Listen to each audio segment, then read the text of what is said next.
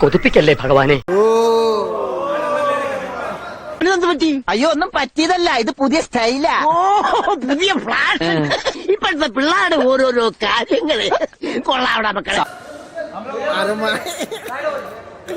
ഇതൊക്കെ കണ്ട പിന്നെ എങ്ങനെയാ ഇവിടുന്ന് പോവാൻ തോന്നുക? എനിക്ക് ജപം തുടങ്ങാൻ സമയമായി.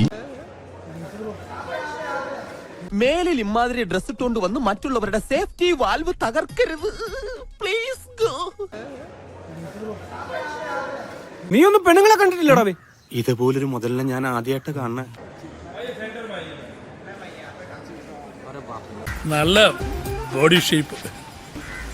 അല്ല, ഈ എക്സസൈസ് ചെയ്യുന്നുണ്ട്.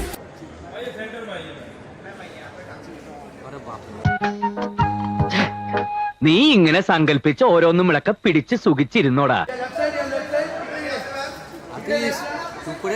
കാല് കൊള്ളാല്ലേ?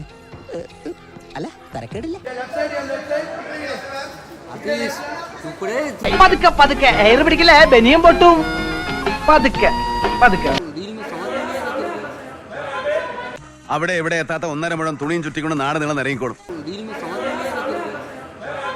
കേരളത്തിലെ ഒട്ടുമിക്ക പുരുഷന്മാരും ഒരു പ്രഷർ കുക്കർ പോലെയാണ്. ഇമാതിരി കോലങ്ങൾ കണ്ടാൽ ആ പ്രഷർ കുക്കറിന്റെ സമ്മർദ്ദം മൂത്ത് മൂത്ത് മൂത്ത് അവസാനം നീരാവിയോട് കൂടി ഒരു വിസിലിംഗ് വരും. ഓരോരോ ലീലാവിലാസങ്ങള്. മോഹം ഉണ്ടെങ്കില് അവനവന് ചേരുന്ന ഒന്ന് തയ്പ്പിക്കുക, അല്ലാതെ പാകമാവാത്തത് വലിച്ചു കയറ്റുകയല്ല.